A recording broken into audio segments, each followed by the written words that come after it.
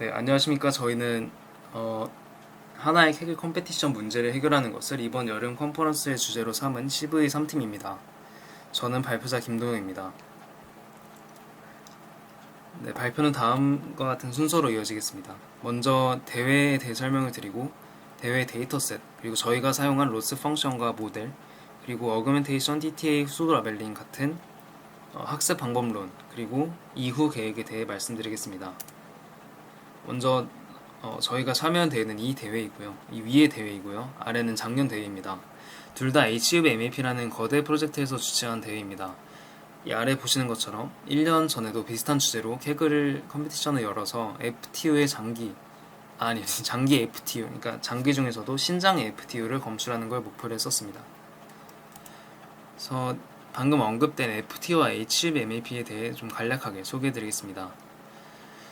최근 컴퓨터 비전 분야에서 생체 단위, 그러니까 세포 단위의 생체 지도를 만들려는 시도가 이어지고 있습니다. 인간 게놈 프로젝트가 인간 DNA 전체를 지도하려고 했던 것처럼 이 인간 생체 분자 아틀라스 프로그램은 HUB MAP는 세포 수준에서 인체의 지도가 되는 것을 목표로 하는 프로젝트입니다. 이 프로젝트의 주요 목표는 이 아래의 그림과 같이 FTU를 식별하는 것입니다. 이 FTU는 기관의 주요 생리학적 기능을 수행하는 가장 작은 수준의 조직을 의미합니다. EDA 했을 땐 이런 식으로 표시가 되게 되고요.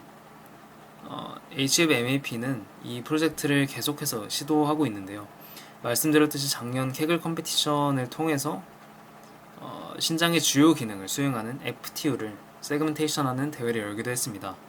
그리고 올해 좀 더 많은 조직, 5개죠. 이 왼쪽부터 대장, 폐, 전립선, 비장, 신장일 겁니다. 아니겠네요. 아무튼 이 5개, 대장, 폐, 왼쪽부터는 아닙니다. 대장, 폐, 전립선, 비장, 신장을 갖는 데이터셋을 가지고 HPA라는 또 다른 프로젝트와 함께 협업해서 대회를 열었습니다. 언급된 것처럼 두 기관이 개최한 이번 케글 컴피티션의 최종 목표는 5개의 장기를 촬영한 사진에서 FTU를 찾아내는 건데요. 이 문제는 그 컴퓨터 비전 분야에서 활발히 연구되고 있는 시멘틱 세그멘테이션 태스크로 볼 수 있고, 저희는 이 세그멘테이션 모델들과 그 데이콘이나 케글에서 케글 컴피티션에서 자주 사용되는 학습 테크닉을 공부해보고 적용시켜보려 합니다. 네, 데이터셋은 아까 FTU EDA를 했을 때 보여드린 데이터와 같고요. 이것처럼 이미지 데이터가 있고 마스크 데이터가 있습니다. 마스크는 RLE 형태로 JSON 파일로 저장이 되어 있습니다. 특이한 게 CSV 데이터가 있는데요. CSV 파일이 있는데요. CSV 파일은 조직, 데이터 제공자, 이미지 크기, 그리고 조직의 두께, RLE, 나이, 성별 이렇게 있습니다. 저희는 아직 이 정보를 활용을 하지 못했고요. 계획은 있는데 모델이 어떤 방식으로 정보를 넣을지 추가를 해야 될지 모르겠어서 이에 대해서는 아직 생각 중입니다. 그래서 데이터 개수는 트레인 데이터 400개 정도로 그렇게 많지는 않습니다. 굉장히 적은 편이죠. 이제 데이터를 아까 보시면 아시겠지만 이 문제는 세멘틱 세그멘테이션 문제이고요. 더 나아가서 FTU인지 아닌지만 파악하면 되기 때문에 바이너리 세멘틱 세그멘테이션 문제라고 할 수 있습니다. 그래서 먼저 모델과 그 학습 방법론을 소개해드리기 전에 세그멘테이션 문제에서 자주 쓰이는 로스 펑션, 그리고 저희가 사용한 걸 중심으로 소개를 해드리겠습니다. 로스 펑션을 소개해드리겠습니다. 그 세그멘테이션 문제에서 로스 펑션은 4년 동안 20개 이상으로 손실함수가 제한이 되었는데요. 실제로 저희가 사용해본 손실함수를 중심으로 소개해드리겠습니다. 지금부터 소개해드리는 손실함수들은 이 문제인 바이너리 세그멘테이션에서도 쓰일 수 있지만 당연히 다중 클래스 세그멘테이션에서도 쓰입니다. 그 다중 클래스에서는 각 클래스마다의 손실을 계산하고 그거를 평균을 내서 사용을 합니다. 그래서 일반적으로 가장 많이 쓰이는 로스는 다이스 로스입니다. 다이스 로스는 다이스 그 코에피션트라는 매트릭을 손실함수처럼 사용하는 형태입니다. 그래서 다이스 로스의 수식은 오른쪽 위에 있는 수식과 같고요. 디텍션에서 흔히 사용하는 IOU와 굉장히 비슷한 형태를 띠게 됩니다. 근데 저희는 다이스 로스는 쓰지 않고 로바즈 로스를 사용을 했는데요. 이 로바즈 로스는 포컬 로스가 그 디텍션에서의 포컬 로스가 데이터 불균형 문제를 막기 위해 등장한 것과 같은 이유로 제한된 로스 함수입니다. 그래서 공유된 코드들에서 로바즈 로스를 많이 사용을 했고, 그래서 좋은 성능을 보이는 걸 확인을 할 수 있었고, 저희도 그래서 사용하기로 했습니다.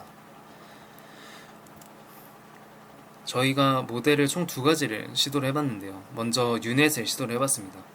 유넷은 FPN을 기반으로 한 모델로 좀 CNN 기반이라서 트랜스포머 기반 모델보다 상대적으로 적은 데이터에도 잘 피팅이 되고 더 좋은 성능을 내는 것으로 알려져 있습니다. 데이터의 개수가 저희가 400개 정도로 굉장히 적어서 유넷이 적합하다 판단을 했고요. 이 사진은 유넷의 구조에 대한 사진입니다. FPN에서 나온 스킵, 이 오른쪽 위에 FPN에서 나온 스킵 아키텍처 개념을 활용해서 인코더를 전부 통과하고 나온 글로벌한 피처 맵을 이 CNN의 앞단을 통과하고 나온 앞단만을 통과하고 나온 로컬한 정보를 갖고 있는 피처 맵과 합치는 방식을 사용합니다. 사진의 왼쪽 사진, 유넷의 사진에서 U자 모양에서 왼쪽을 인코더, 오른쪽을 디코더라고 많이 부릅니다. 즉 유넷을 사용을 했을 때 0.51 정도로 좋은 성적이 나오지 않아서 이 당시 577등을 했습니다. 최근 세그멘테이션에서 소타에 근접한 성능을 내고 있는 이 스윰 트랜스포머를 사용을 했고요. 스윰 트랜스포머는 VIT의 계산 복잡도가 인풋 사이즈에 쿼드라틱하게 증가한다는 단점을 해결하고자 나온 모델입니다. 그래서 이 왼쪽에 있는 이 그림은 VIT와 스윰 트랜스포머의 차이를 나타낸 그림인데요. 이 스윰 트랜스포머는 CNN과 비슷하게 이 아래에서 위로 갈수록 좀 더 글로벌한 정보를, 그러니까 좀 더 계층적인 정보를 담고 있다고 생각할 수 있습니다. 실제 연산도 이 스윰 트랜스포머는 이 패치를 합쳐가면서 계산을 셀프 어텐션을 하기 때문에 이 VIT보다 계층적인 정보를 가지고 있는 걸 확인할 수 있습니다. 그래서 오른쪽은 연산량을 의미하는데요. VIT MSA는 이미지 크기의 제곱에 비례하는 반면에 이제 스윰 트랜스포머의 WMSA는 이미지 크기 HW에 선형적으로 리니어하게 비례하는 것을 알 수 있습니다. 그래서 이미지 연산량이 좀 더 작다는 거죠. 마지막으로 저희가 적용시킨 세 가지 학습 테크닉에 대해 말씀드리겠습니다. 적용시키려 하는 저희가 고려한 사항은 세 가지고요. 먼저 어그멘테이션인데요. 계속 언급했듯이 데이터셋의 크기가 굉장히 작습니다. 그래서 데이터를 계속해서 키워야겠다 생각을 했고 두 가지를 생각을 했지만 하나밖에 적용을 시키지 못했습니다. 먼저 엘브멘테이션이라는 라이브러리를 사용을 해서 어그멘테이션을 진행을 했고요. 저희가 일반적으로 어그멘테이션이라고 하면 이거를 의미를 하죠. 그래서 호리젠탈 플립이나 버티컬 플립, 그러니까 뒤집고 돌리고 뭐 명암을 바꾸고 이런 어그멘테이션을 진행을 했고, 두 번째로는 겐 어그멘테이션인데요. 이 겐 어그멘테이션은 스타일겐 같은 걸로 데이터를 직접 생성을 해서 학습에 사용을 하려는 겁니다. 그래서 실제 의료 데이터는 그 수가 현저하게 적기 때문에 이런 식으로 어그멘테이션을 한다고 하더라고요. 근데 저희는 그 이미지와 마스크를 같이 생성하는 방법을 아직 찾지를 못해서 아직은 써보지 못했습니다. 두 번째는 TTA입니다. TTA는 테스트 타임 어그멘테이션으로 각각의 테스트 데이터에 대해 증강을 시켜 결과를 내는 방식입니다. 그래서 이 그림을 보시면 이해하기 쉬운데요. 이런 식으로 테스트 데이터 하나를 여러 개로 증강시킨 다음에 그 증강시킨 데이터를 모델을 전부 넣고 나온 결과, 그러니까 컨피던스들을 평균 내서 최종 결과를 내는 방식입니다. 그래서 데이터가 적을 때, 그리고 좀 컴피티션에서 좋은 성능을 내고 싶을 때, 그러니까 좀 소수점 단위의 성능이 중요할 때 많이 사용하는 테크닉이라고 합니다. 그래서 TTA를 해주는 라이브러리를 저희는 아직 적합한 걸 찾지를 못해서 아직 적용시키진 못했고요. FastAI를 사용을 하고 있는데 거기서 TTA를 어떻게 할지 아직 찾지를 못했습니다. 그래서 지금 쓰고 있는 스윰 트랜스포머를 좀 더 개량해서 순위권에 오르게 되면 그 이후에 좀 성능을 향상시키기 위해서 쓸 것 같습니다. 마지막은 수도 라벨링입니다.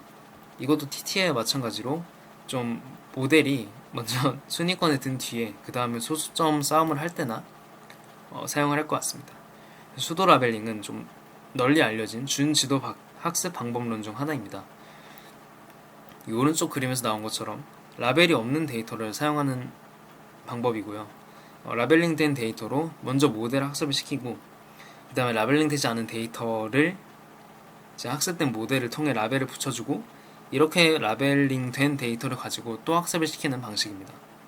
그래서 이 대회에 외부 데이터를 사용을 할 수 있을지 모르겠는데요. 만약 가능하다면 작년에 같은 주제 대회 데이터나 뭐 HBMAP 사이트에 있는 그 외부 FTU 데이터를 가져와서 수도 라벨링 방법을 써볼 생각입니다. 그 이유는 이제 저희 이후 계획인데요. 이 파이널 서브미션 데드라인이 이제 9월 22일으로 한 달 남았습니다. 그래서 이 한 달 동안 저희가 생각했던 방법론들을 좀 가능한 한 전부 적용시켜보려 하고요. 저희 팀원들이 아직 토치에 익숙하지 않아서 어려움을 겪고 있는데, 이거는 계속 해보면서 익숙해질 수밖에 없다고 생각합니다. 그리고 이번 대회가 실제 딥러닝 모델링을 해보고 학습 코드를 짜고 실제로 학습시켜 볼 수 있는 그런 역량을 키울 수 있는 계기가 되었으면 합니다. 네, 이상으로 발표 마치겠습니다. 감사합니다.